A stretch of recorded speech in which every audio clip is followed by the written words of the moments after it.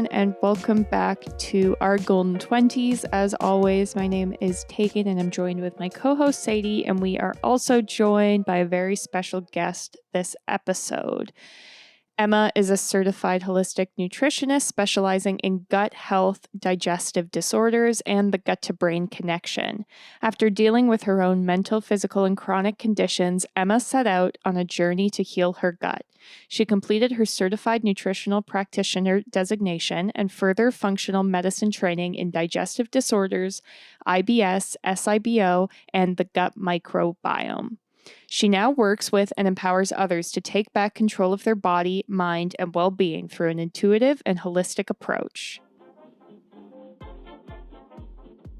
So, Emma, thank you so much for joining us on our Golden 20s podcast. I think a great place for us to start would just be by you telling us about yourself and how you became a certified holistic nutritionist. Yes, I love this. And thank you as well for having me on. I love the concept of your podcast. As someone who is in their last year of their 20s, I'd like to think I can hopefully impart or share some wisdom, especially relating to gut health. What got me to become the certified holistic nutritionist that I am today, and through my own journey, really, where a lot of people in healthcare start. So I had navigated 15 plus years of chronic symptoms, mostly relating to digestion. So waking up bloated, going to bed bloated, altered bowel function. So I either couldn't go for a few days or I was going every day, all day, abdominal pain, all of that. And then also other symptoms relating to energy. So debilitating fatigue, also brain fog, really painful periods and menstruation.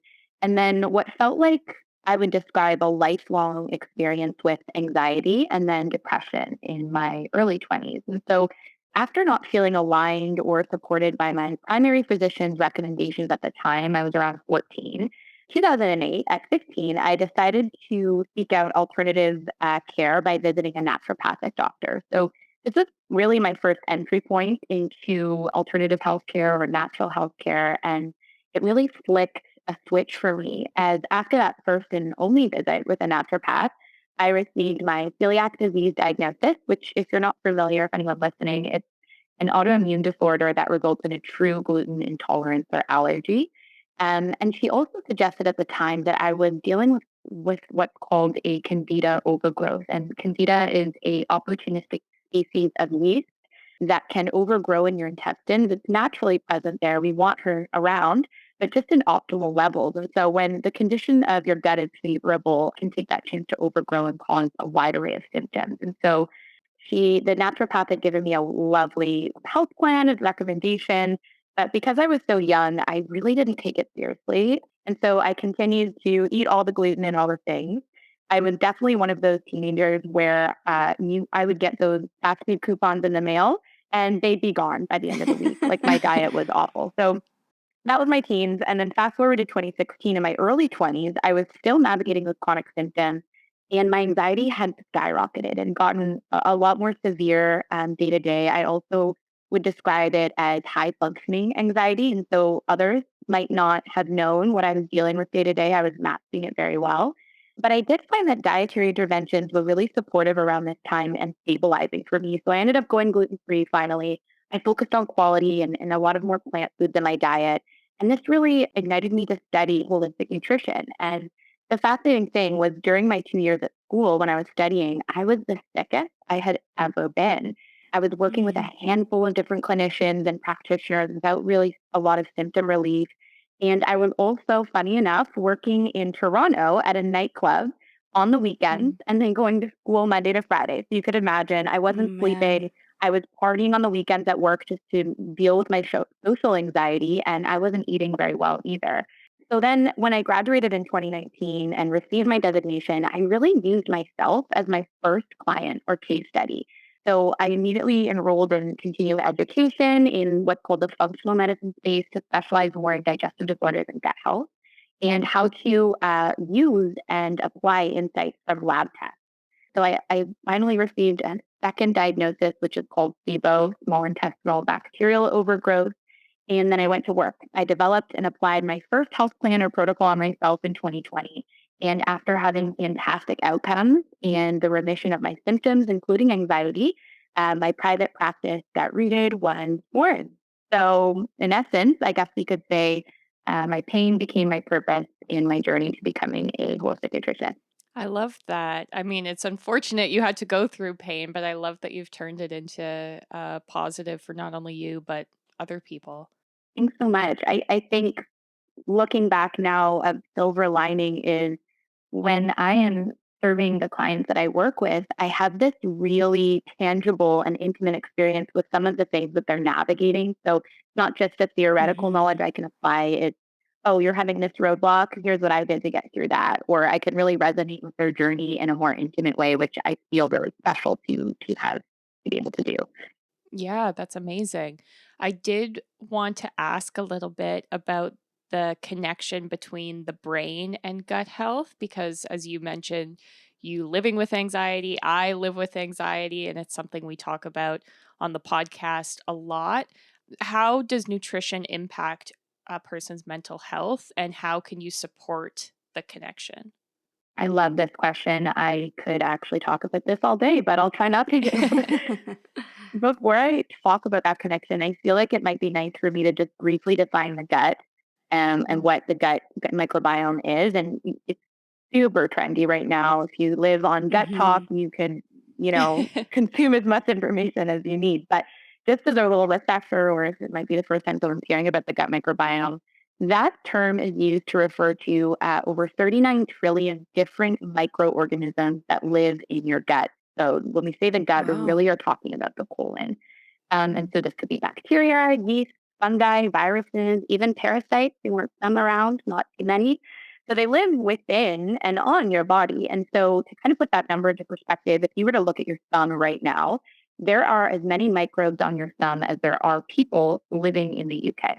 So pretty cool to think about. Yeah. And the health and balance of this ecosystem, this gut microbiome, plays a role in the health and balance of your digestion, your hormones, your immunity, your mood, your mental state, your metabolism, and even how some of your genes are being expressed. And so it's being termed the seat of health for good reason. And so we know from research that the gut and the brain are intimately connected by what researchers are calling the gut brain axis. And so these two organs work on their own autonomously, yet they're involved in what's called a bidirectional relationship. So this means that the health and function of each is impacted by the other.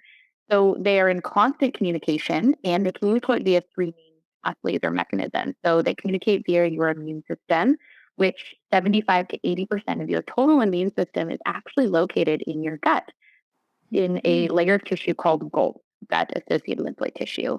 And the second is through the circulatory system. So these are where neurotransmitters come in. We're more familiar with dopamine, serotonin, GABA, so that they communicate through those messengers. And then the third is through the nervous system. So we have a dense layer of tissue in our gut called the enteric nervous system, which has same cells as we have in our brain called neurons.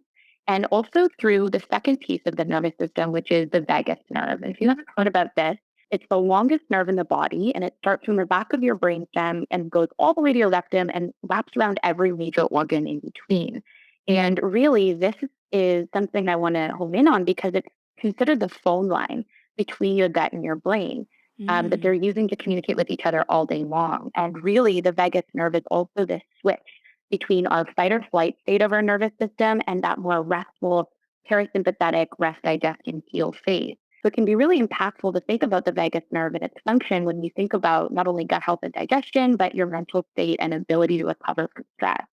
And so, key takeaway from my spiel is whatever affects the gut will affect the brain and vice versa. And the research is really clear that common gut imbalances can cause and perpetuate mood disorders like anxiety and depression.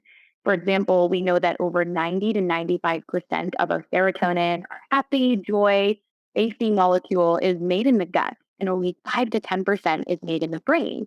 Another interesting study revealed that after taking one course of antibiotics, within 1 year, that person's risk for developing a major depressive disorder goes up by 25%. And if that person took two courses of antibiotics in that year, it goes up by 44%. And then finally, your gut microorganisms produce an array of metabolites that essentially send messages to your brain. So they modulate or create balance when it comes to your cognition or brain function, your emotions and behavior even. And so when your gut microbiome is compromised or disrupted, maybe it's by, a lot of antibiotics or a diet high in processed foods, the signaling between this becomes abnormal, and that can present as depression, anxiety. It's also linked to bipolar disorder, schizophrenia, and even a form of disordered eating, anorexia. So bottom line, optimizing the health of your gut microbiome is the place to start if you're looking to optimize your mood, mental health, and cognitive function.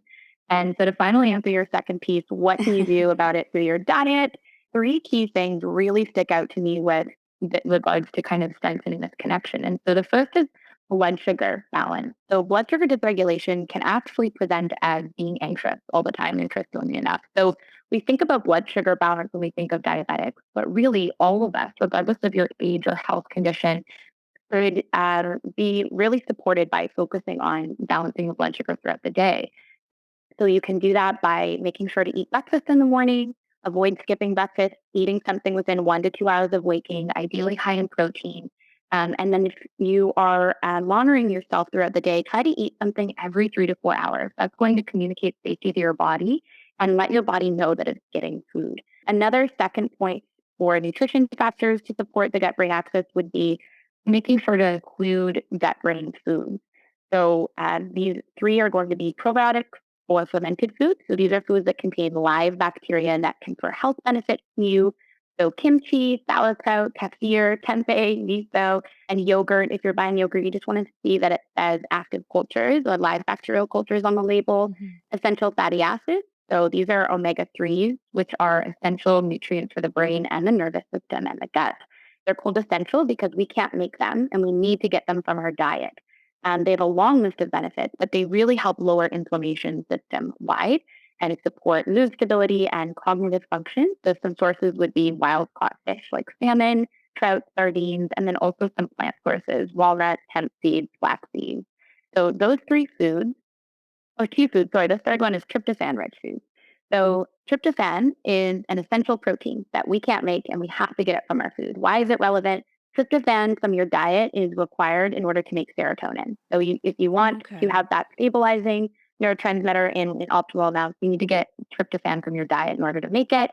Tryptophan-rich foods would be turkey, eggs, cheese, tofu, sunflower seeds, and pumpkin seeds. And then the last kind of point would be consider limiting gut microbiome disruptors as much as you can.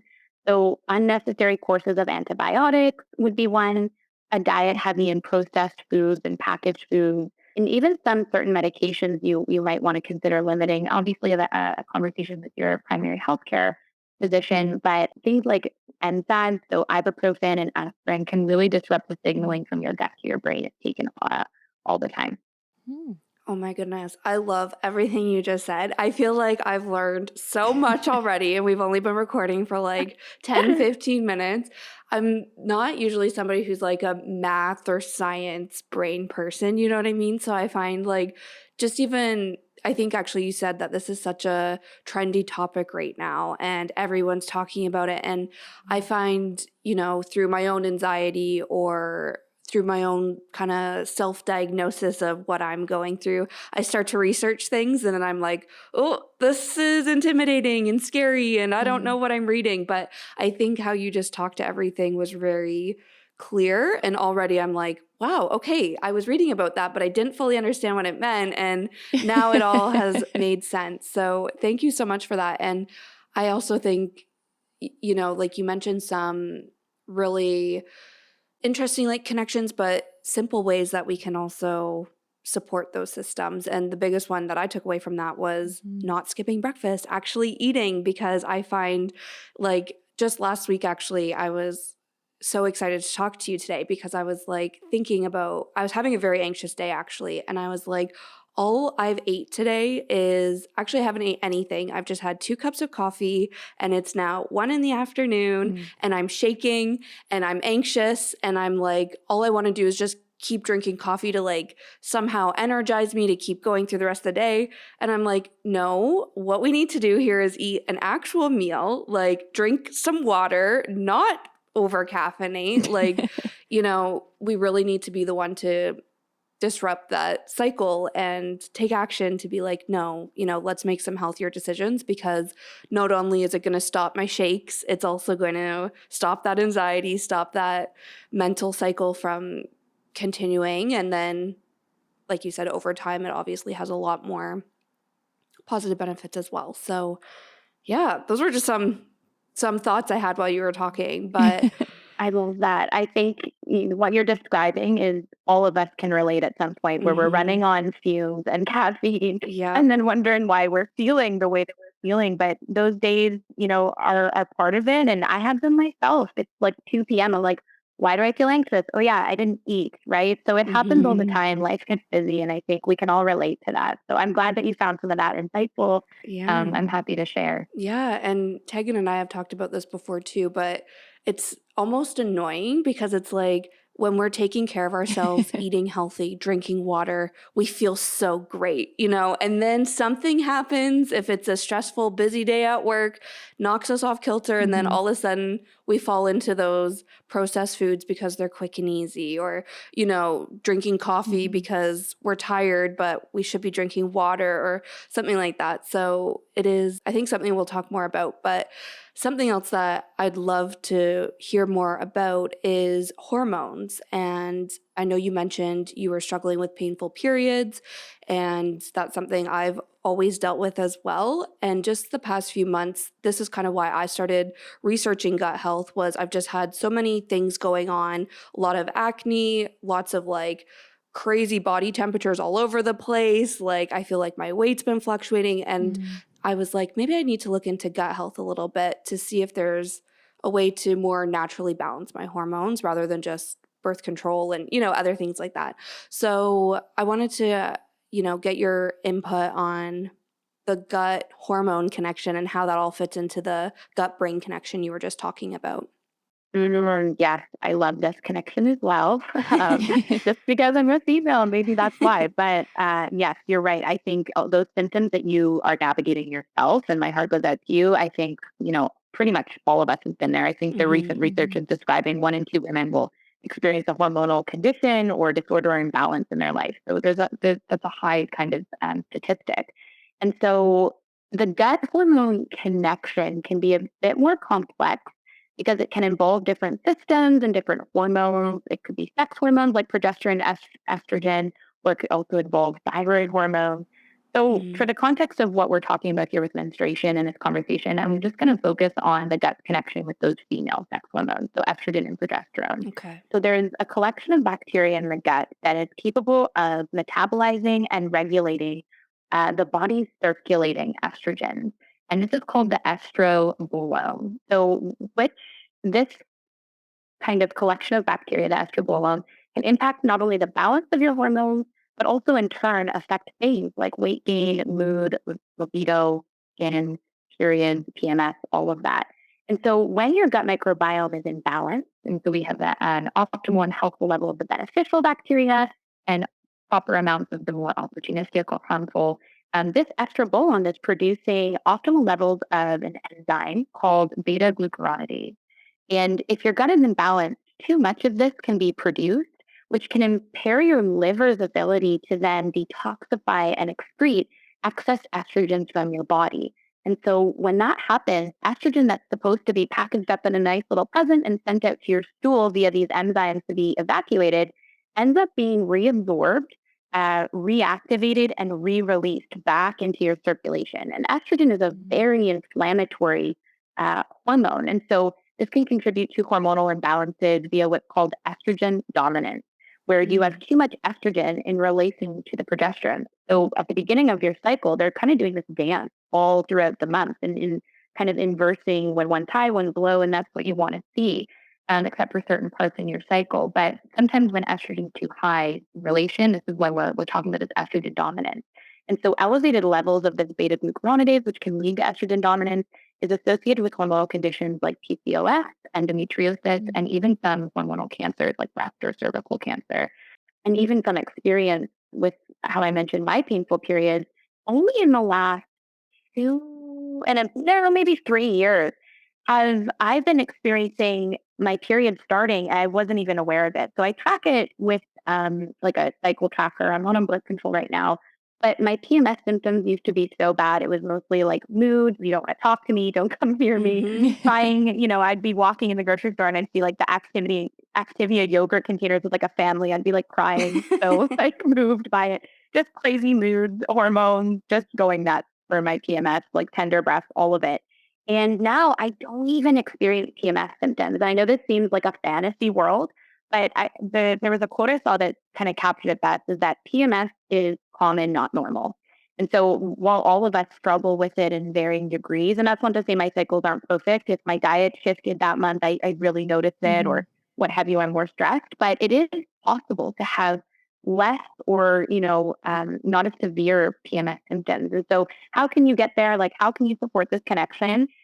Three things to kind of focus on. Obviously, start with the health of your gut. And so consume those probiotic-rich foods more often.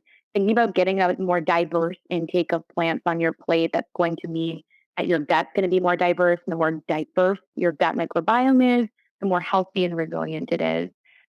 Focus on your fiber intake would be number two. So this is going to feed your gut, the beneficial bacteria in your gut, but also help to bind and excrete those excess estrogens. So if you are dealing with some sort of estrogen imbalance or dominance, it'll help to lower that. And so ideally, regardless of your gender, you would want to be aiming for 25 to 35 grams of fiber per day. And then the third would be really consider limiting or avoiding as much as possible your intake of refined sugar. So white sugar, brown sugar, corn syrup, label reading will come in handy. Yeah. And this is going to impact your hormones for sure, but also your gut health. And the suggested amount of added sugar in your diet is around 8 teaspoons or 33 grams per day. And once you start to track it, you'll be surprised at how much sugar we consume. It's hiding in everything, sauces, condiments, you name it. So those three things are a really great place to start. And then even looking into seed cycling, which is a way to use food to balance out those levels of estrogen and progesterone. So you're basically using 4 different seeds that are going to help those levels throughout the month. You can make them into balls. You can add them to smoothies. If you just Google it or even go on TikTok, you'll find a lot of really great information. Fascinating. Thank you. I feel like Sadie said, there's so much information. I'm picturing like someone listening to this now and they're like, yes, I have all these symptoms. Like finally someone's explaining it to me. What are like the first steps for someone who's like identifying themselves in these symptoms? What's like the first step to, I don't know, starting to heal their gut generally, I guess? Yeah, that's a great question. I think I first want to touch on what you're saying. Let's define those symptoms a little clearly on my end. So things to look out for, that signs or symptoms that could be a sign your gut needs some TLC. The first would be the obvious digestive symptoms. So bloating, frequent bloating, constipation, diarrhea, maybe acid reflux or increased levels of gas.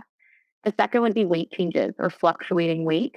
Also, food sensitivities and intolerances. You can just feel that you're not reacting to foods well. And if it's a long list, that's even more of a kind of insight. Fatigue, especially chronic fatigue and low energy. Skin complaints, so acne, psoriasis, dermatitis, eczema, hormonal imbalances, so presenting maybe as PMS symptoms, cramping during menstruation, increased cravings, mood swings, impaired cognition and mood disorders, so brain fog, headache, anxiety and or depression even.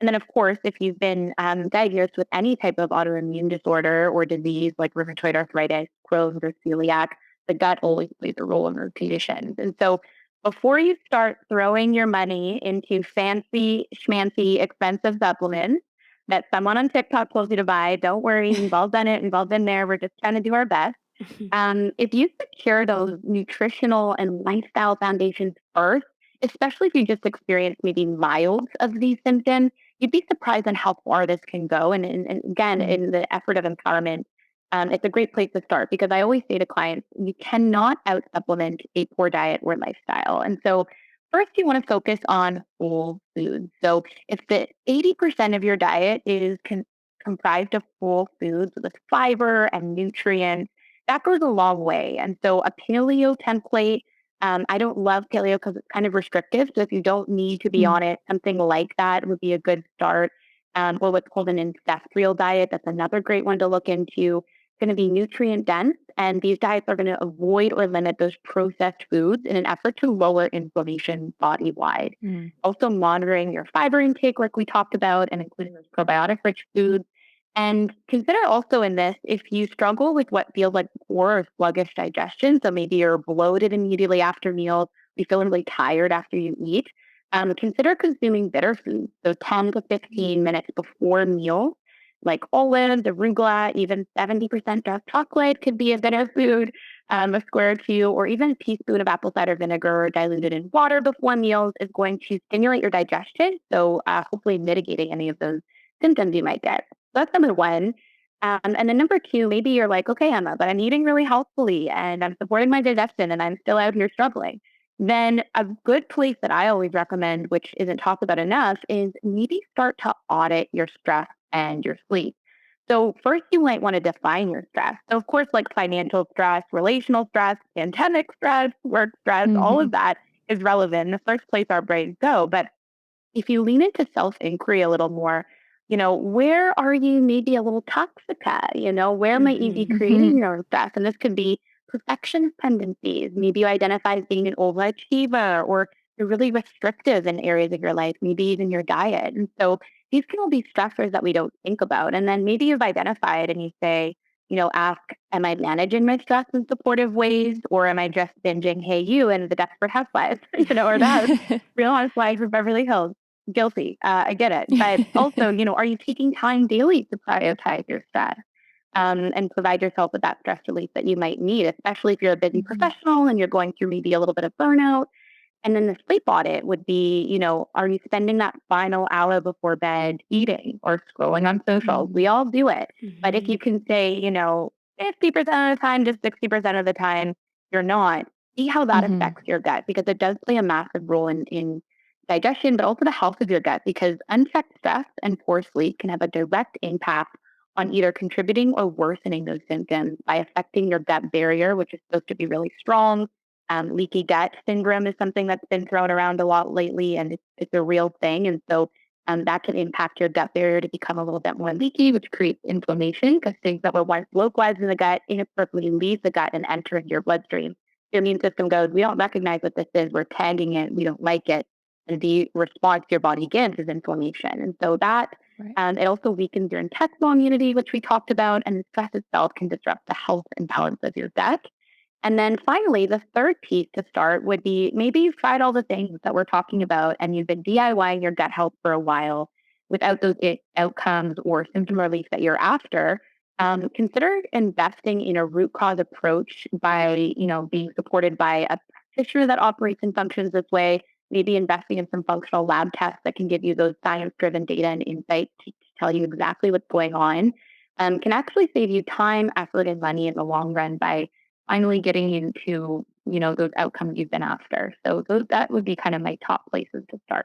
Yeah, I think those are very actionable things people can take away and implement or like explore. And I really love, I'm someone who's all about like self discovery, knowing yourself. I think there's so much power in that. Mm. And I go through phases of having like really healthy living spurts almost. And it's always through the summertime where I'm like, you know, Mhm. going for runs. I'm doing yoga all the time in the morning and I'm eating really healthy. And last summer, my sister was saying how I should really be tracking things and how these, the days I go for runs, how my energy feels based off what I eat, how I'm feeling, how well I sleep, that sort of thing.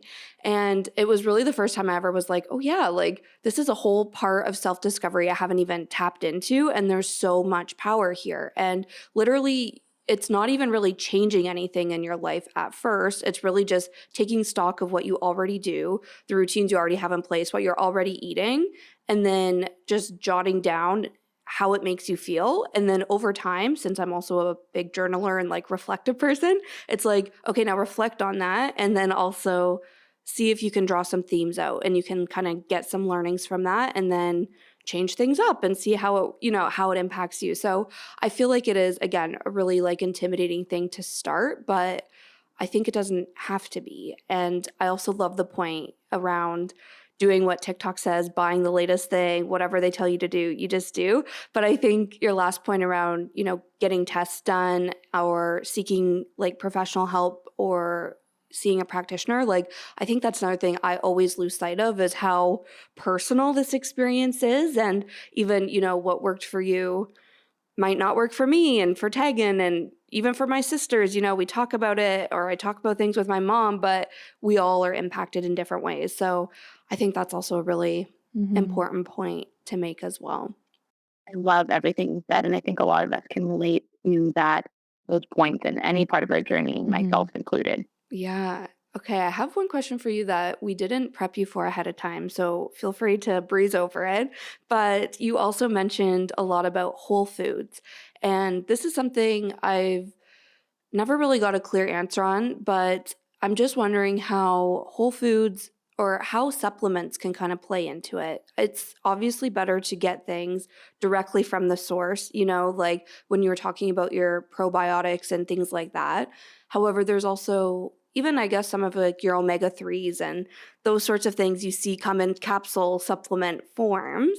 However, they do also come in a lot of these foods that you mentioned just now. So what's kind of your take on that? Like, should we really start with adjusting our diet first to try to get these things in more or not naturally, but just in the whole foods way? Or is layering in supplements helpful as well? Yeah, I love this question. And I would agree with you, in all worlds, even like in my field of colleague to colleague, I think there'll be differing answers depending on the person. And first and foremost, it really comes down to your bio-individual needs. So what's your digestion like, your rate of absorption? If you have like severe leaky gut going on or increased intestinal permeability is a medical term, then maybe you do need some like supplemental forms like an IV or a liposomal form, which allows the nutrient to be encapsulated in the sphere so that it gets to the place it needs to get. There's kind of some nuances, but generally speaking, the first point I want to make is exactly what you said. It's more accessible and empowering to start with food. And so if we take probiotics, for example, there are going to be more therapeutic benefits when you take a probiotic capsule. So this is something that's going to be directly getting to the place it needs to get. It has higher amounts of those beneficial bacteria. So it's used one medicinally or therapeutically. But there are some, budding research, kind of mounting research regarding the benefits of eating your probiotics. There's what they call, more synergistic benefits where you're getting those live bacteria. They might survive digestion a little bit better than a capsule, depending on the manufacturer. You're getting added nutrients and vitamins. And so kind of nuanced, and it really depends what you're after and the outcomes you're after. If you need it medicinally, the capsule might be better. But I think the other kind of part to this conversation is, unfortunately, with modern agriculture and modern farming, the health of our soil is just not what it used to be, and more so relating to being deficient in those essential minerals and vitamins. And so then if we think about it, mostly, magnesium, iron, those kinds of things, we think about it, the foods that might be really high in these nutrients, like a tomato, really high in vitamin A, let's say, it there's a book that I read in school, I think called What's in Your Food? I might have to circle back and you can put it in the show notes. I can't remember it, but it really explains how, because of our soil health, the nutrients in our food are not as bioavailable or rich as they used to be. And so we're seeing a ton of nutrient deficiencies, and the body needs around 40 different micronutrients. So these are like vitamins and minerals in order to function and for longevity, for optimal health, and to prevent disease. And the reality is, not a lot of us, especially North America, are actually reaching that nutrient intake, even if we're eating a healthful diet. And so supplementing can help kind of that nutrient gap that we might be missing and help us reach those optimal levels of nutrients that we might need. So I'm a big fan of supplementation. I think it's navigating, which brand's better, what to look for on a label, and making sure those recommendations are individualized to you and your concerns and your unique makeup would be kind of my last point. Yeah, that's awesome. I think that makes a lot of sense. Do you have any tips for anyone listening who, I'm picturing like a student or someone who might not have a lot of money right now, who, thinking back on my university years, it was like eating McDonald's all the time because that was what was cheap. And obviously that's not the best. Do you have any tips for, I don't know, a way to kind of make it accessible or maybe budget friendly to start trying to heal your gut?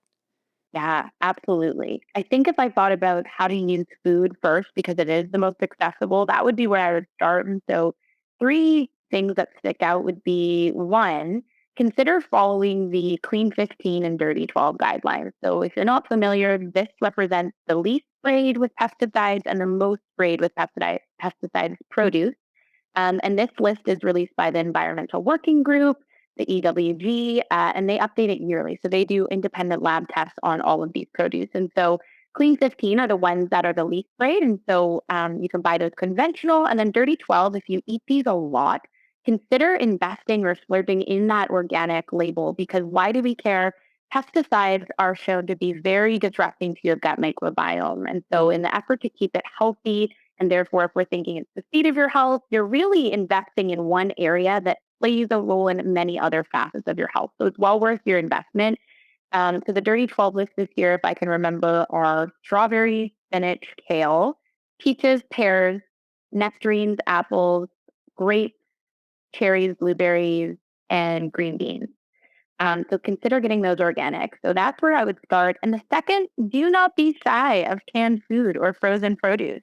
I think frozen produce gets a bad rep, Yeah. but in reality, it can sometimes be fresher than fresh produce. And that's a spicy take, Mm. but why is because frozen produce is picked and then immediately flash frozen. So this can retain the nutrients via fresh produce, which is picked, it's on the truck wherever it's coming from, then sits on the store shelf for a week. And then let's be Mm. honest, it sits in your fridge for at least a few days, sometimes up to a week. I'm guilty of throwing out those greens I meant to eat and then they're in my compost Mm. bin. I Yeah, think all of us can relate to that. totally. And so the nutrient content of that fresh produce can be impacted throughout that journey. So don't be shy of frozen produce. And then if you're looking for canned items like beans, legumes, fish, you want to ideally look for BPA free if we're thinking about hormone health. And then use those same Clean 15 and Dirty Dozen guidelines for whatever you're buying Mm. canned. And then if you're looking at fish, look for wild caught. It'll be like a blue MSC certified label that is what you Mhm. want. And then the third, which I wish I would have known back when I was in university, was lean on these complete sources of animal proteins, or excuse me, of Mm. plant proteins, because animal proteins are going to be more expensive when in Mhm. comparison. And so what do I mean by complete sources of plant proteins? If you're not familiar, just because a plant food is high in protein, like black beans, for example, it doesn't mean that it contains all of the amino acids that a protein needs in order for it to be the most usable and absorbable by the body. And so amino acids are protein building blocks. We can think of them as like Mm. Legos if you want to picture that. And so the more of these amino acids the protein has, the more usable and absorbable it is. And so there are only a short list of complete animal proteins, and this would be soy. So you want to source organic. It's one of the most great crops. So in the form of edamame, tempeh, tofu, soy milk, and Mm. then non-GMO or organic is what you're looking for. And then hemp seeds, quinoa, and buckwheat are all going to be complete sources of protein. They're relatively cheap and shelf-stable and can provide you with a wide array of nutrients other than protein as well. That's so great. And I love how you're giving us specifics. Like I'm writing my grocery list as you're talking because I'm like, hey, this is exactly what I need. And even just, I love also that you touched on the frozen produce. I feel like this is just turning into me telling you all my Mm. life problems, or all my recent Google searches actually. And you're answering all of them. I'm like, okay, Emma, maybe you're just my personal little Google search engine over here because I've Googled like, is frozen like fruits for my smoothie just as good as like fresh ones? And I was coming up with the exact same thing Mm. that you said, where it was like, yeah, just like due to when they're frozen and stuff. So I don't know. It's just nice to have that reassurance and to be like, okay, yes, I am Mm. doing something. And it's nice now to be like, okay, how can I take this a step further in a way that's easy and sustainable? Mhm. Because, like we were just saying, when life gets Mhm. busy, often taking care of yourself or the meal prep and, all the healthy habits that you've established are the first to go when you're in a time crunch or something like that. So, all of this to say, I Mhm. love everything that you've been giving us. Thanks so much. If people are wanting to connect with you more or hear from you more, could you explain where they can find you and then also what it's like to work with you? Yes, it would be my pleasure. Maybe I'll start with the first or the last part first. So just because I think depending, again, on the clinician or nutritionist, we all operate and a little bit differently. Some of it's informed by our personal experience, right, or the different trainings we have. And so as a holistic nutritionist, I align with the philosophy that healing is both an art and a science. And so my approach in my practice is to combine that evidence-based and science-led strategies in combination with the holistic therapies. So I found this so far to be the most effective combination to facilitate those health outcomes my clients are after, while also believing and aligning with the philosophy that the body innately is a self-healing system and is designed to be. It always wants to be in a state of balance. And so when given what it needs and removing what it doesn't, it can self-heal. And then although temporary therapeutic diets may be part of your process if you were to work with me, I really like to focus more on inclusion. What can you include versus restriction? I'm not a big fan of restrictive diets, even therapeutically. And I don't know a single female or person who identifies as a female who hasn't navigated some form of disordered eating, myself included. And so I really take that 80-20 approach with nutrition. So 80% of the time, we're eating for health and what you're after. 20% of the time, eat for joy, connection, stress relief, pleasure, all of it. There's room for it all. And so what it's like to work with me in terms of my offerings, I have a signature program to securing your gut health, which is called the Gut Restore Package. So these are 4 sessions, one-on-one, and 4 custom health plans and 4 custom meal plans that you receive to supplement lifestyle dietary recommendations with Janet. These are designed around the functional medicine 5R approach to gut healing. You can learn more about that and what that entails by visiting my website, which is www.gutrooted.com. And I also have a free PDF guide that you can find in my Instagram bio, which is Eating Gut Healthy on a Budget. So you can find that in my IG bio. My handle is @gutrooted. Awesome. And all of that information will also be in the show notes, so everyone can check that out. And then we just have one final question, which is something new that we're trying with guests. So yeah, you're the first official guest to try it out, but we want to ask every single guest on the podcast the same question so we can kind of compile a variety of different answers.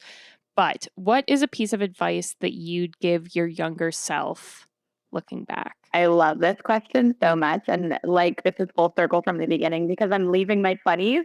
Right. I'd probably be writing younger Emma, like how to better survive your 20s with less trauma manual. But if I had to give one piece of advice, really it's something I worked on last year, it would be learning how to surrender sooner, surrendering to the process, to the flow of life, to adversity, because the only constant in life is change. And so the more you resist, the more suffering it creates. And when you learn how to flow with the chaos and through the chaos, you create resiliency and trust and hope in the face of adversity or the unknown, which you get to choose. Is the unknown scary or is it this wonderful, magical thing waiting for me? And so a side note to that, which I would whisper in her ear, would be, it's not that serious. It's never that serious. No one cares about what you do or say. And if they do, it has very little to do with you. So don't take it personally. It's not you, it's them. I love that. Me too. Sadie and I were literally just talking about how this sounds negative, but how nothing really matters. So don't worry about it. Yeah, we're literally these human suits being run by bacteria on a spinning rock. Like nothing matters. It's all temporary. And I'm my own worst enemy. Like I'll get in my own head and create these narratives and get myself all hyped up. Or I shouldn't have said that. I sounded so dumb. Or I can't believe this happened. But really, like no one's thinking about it but you. So it's true. I think it's something I have to constantly remind myself of. And yeah, there's something very humbling about reminding yourself about that. And getting yourself out of your head. So I love that you guys had that conversation. Yeah, totally. And there's so much power in surrendering. I feel that too, where I'm like, the days where I can just be like, you know what? You win, universe. You win today. I give up. I surrender. Like, I'm just going to accept this for what it is. I just feel so much better. And then I find that also if I'm having like a series of bad things happening in a day where just nothing's going right, the moment I surrender, that's when it all stops because I just stop putting out the negative energy and it stops coming back to me. And it's just so liberating. So I think that is actually a very powerful piece of advice. Thank you for sharing. Oh, my pleasure. And what you just said was really beautifully said too. I resonate so much. Oh, thanks. And I'm like your biggest fan on Instagram. And I know you said that you are in your last year of your 20s, but you also just like recently wrapped up your Saturn return, was it? I'm just starting my Saturn return, actually. Okay, me too. Yeah. Okay. I'm just starting to, I thought you just finished it because I was like, okay, we need to stay on after because I'll be like, hey, what is the advice you'd give for people entering their Saturn return? But we're in this together. Okay. Yeah, we're in together. And you know what I love about it? Like, I'm not an astrology pro or anything. I have, we all kind of look at it for our own self-inquiry or understanding, but there's a few different things you can look to, like where Saturn is in your chart if you haven't already checked out, to kind of give you, if you're anything like me, I love control. And so surrender's been the hardest thing for me. It creates safety. I know it's coming. I think a lot of us are that way. And so in that effort, you can find the little things about your chart to kind of give you some clues into what your Saturn return might entail. So you can kind of be prepared for it. Yeah. But I'm going to need to take my own because I'm just expecting chaos. That's exactly what I was going to say. I was going to be like, right, okay, change doesn't have to be scary. Like, embrace it, surrender when you have to. Oh my goodness. Okay, well, good to know. I think it goes without saying, I'll be following along your Saturn return journey as well as your gut health journey and everything. Yes. I have one more plug. I didn't think I was going to get to talk about this, but I recently talked about my Saturn return on my stories. And I had so much response of people like just figuring it out for the first time they were in it. So I'm actually hoping at the end of April to create this free container for anyone navigating their Saturn return. It's going to be called the Saturn Soul Co. Anyone's invited if you're in the ages of 20, 29, or if you look at your birth chart and you see that Saturn is in the sign of Pisces. Welcome to your Saturn return. It's going to be a shit show. If you're looking for a support group of people who think this is real or recognize that it's real, and I think I say that I think a support group is necessary when you're navigating this because your Saturn return so classically affects relationships and partnerships and jobs and whatnot. Who your support group might be now might be changing. And so if you want to share wins and challenges with a bunch of strangers, if that's your thing, you are welcome to join. I'd love to have you, by the way. So stay tuned on my Instagram. I'll be kind of announcing the sign up for it. So it'd be a quarterly Zoom call. So every 3-4 months until no one cares anymore or until the Saturn return ends, which is 2.5 years from when it started. So that is something I'm really looking forward to doing. I love community, and I think we can all benefit from having support through this crazy time. Oh my gosh. I love that so much. I'm like, sign me up. You sold me. I'm so glad we brought this up and that you were able to talk about that because I'm so excited. That sounds so great. I'm excited. I'd love to have you. I'm looking forward to it. We want to thank Emma again for joining us on today's episode. As we said many times through the episode, we both learned so much from her, and we hope you did as well. So thank you so much for listening. You can find Emma's website and Instagram handle. Both are gutrooted.com and @gutrooted, but the links are in our show notes. You can also find our social channels in the show notes as well. We are at Our Golden 20s on Instagram, TikTok, Pinterest. We have Spotify playlists and a Patreon. I guess that's the only other one I haven't mentioned yet, which is the best way to support the podcast for as little as $2 a month. So check it out. But I think that's everything for today. Thanks again for listening, and we'll see you next Tuesday. Bye.